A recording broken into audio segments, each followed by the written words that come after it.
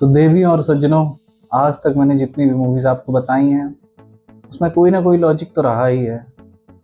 एक सेकेंड। हाँ, कोई ना कोई उसमें लॉजिक तो रहा ही है।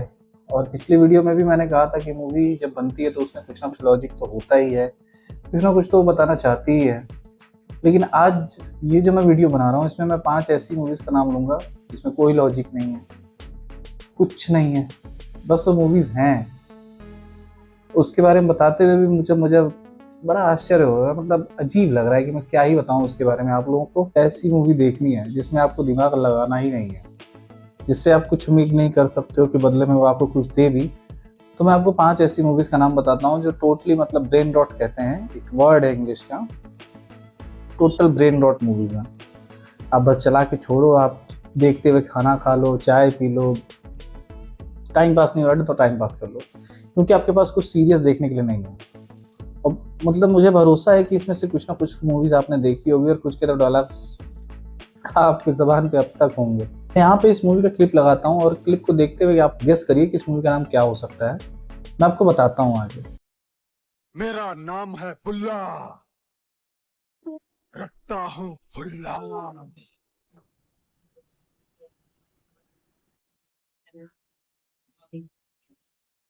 मेरा नाम है चुटिया, अच्छों अच्छों की खड़ी करता हूँ मैं खटिया। मेरा नाम है पोते, जो अपने बाप के भी नहीं होते। मेरा नाम है इबू हटेला, माँ मेरी चुड़ैल की बेटी, बाप मेरा शैतान का चेला। खाएगा केला। मैं गरीबों के लिए हीरो हूं और तुम जैसे लोगों के लिए विलन। नाम है मेरा शंकर, हूं मैं गुंडा नंबर 1। बाजी के बाद इस लेजेंडरी मूवी का नाम है गुंडा, जिसमें मुकेश ऋषि का वो बहुत ही फेमस डायलॉग, मेरा नाम है बुल्ला, रखता हूँ खुला। दरअसल हैदराबाद में मैं रहा हूँ और वहाँ पे बुल्ला मतलब बड़ा ही गंदा वर्ड है वो, लेकिन क्या फर्क पड़ता है बॉलीवुड को। पिक्चर कांति शाह की है, कांति शाह इस मूवी के डायरेक्टर हैं और इस लिस्ट में मुझे लगता है 2-3 नाम ऐसे हैं जो कि कांति शाह के ही हैं।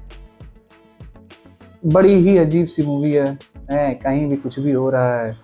फिल्म का मतलब जो भी हीरो या विलन का इंट्रोडक्शन है वो किसी या तो पानी के जहाज के अगले बगले खड़ा होकर हो रहा होता है या किसी एयरपोर्ट के पास हो रहा होता है। वो पता नहीं कौन सी एयरपोर्ट है भाई, यहाँ पे ना सिक्योरिटी है ना कुछ है, मतलब पुलिस वाले कहीं भी कभी भी आ जाते हैं और कुछ भी हो रहा है पिक्चर में। मूवी का मुझे लगता है फेमस शॉट भी वो है जिसमें मिथुन भाई साइकिल के पीछे से गोली चला रहे होते हैं। मिथुन ही है जो कि साइकिल के पीछे कवर ले भी सकते हैं। और मिथुन की ना मूवीज की एक अजीब सी चीज है कि मिथुन की मूवी में एक चीज फिक्स रहती है। मैं उसको ओपनली तो नहीं कह सकता हूँ, लेकिन मैं फिर भी यहाँ पे आपको समझाने की कोशिश करता हूँ कि उनकी जो मूवी में बहन है उनके साथ कांड हो जाता है और उनकी जो माँ है उनको किडनैप कर लिया जाता है। ये मिथुन की मूवी का एक्जैक्ट टेम्पलेट है। मैंने उनकी लगभग जितनी मूवियाँ देखी हैं बी ग्रेड वाली 90s की, उनके साथ यही होता है। हालांकि उनकी हीरोइन का भी किडनैप हो जाता है, भाई का गला वाला काट के उनको मार दिया जाता है। इस मूवी में भी वही सब है। जनरल जब किसी मूवी में आप देखेंगे कि किसी विलन की बहन के साथ कुछ होता है तो विलन कैसे रिएक्ट करता है। मैं यहाँ पे उसकी क्लिप लगाता हूँ कि इस मूवी में जब बहन उसकी मरती है तो मुकेश ऋषि का वो सीन, आप एक बार वो सीन देखिए।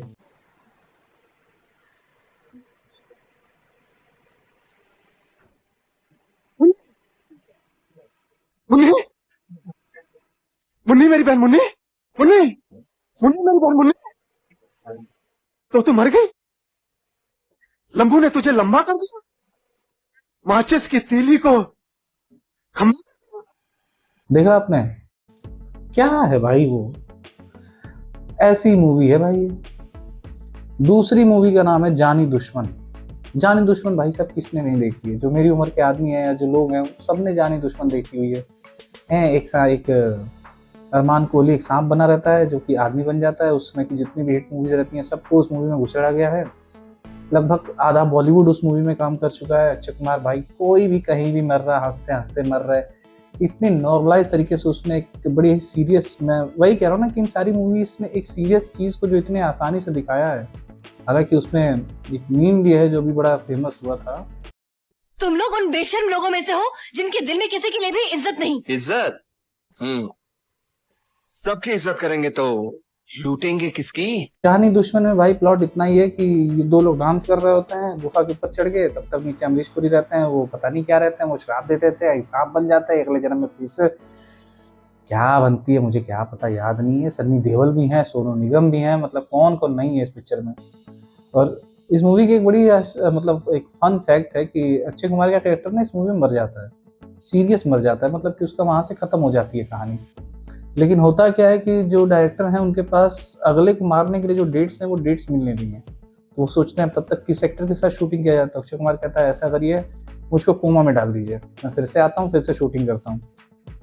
ऐसे शूटिंग हुई है इस मूवी की, कोई लॉजिक नहीं है, लेकिन मजा आपको भरपूर देगी है। इसमें आपको दिमाग लगाने की कोई जरूरत नहीं है, चुपचाप मूवी देखिए, खाना खाइए। तीसरी मूवी है लोहा। मैं फिर से बोल देता हूँ, तीसरी मूवी है लोहा।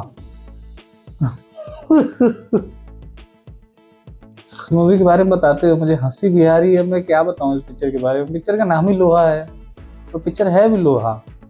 इसमें कोई डाउट नहीं है। सेकंड में कहानी याद कर रहा हूँ।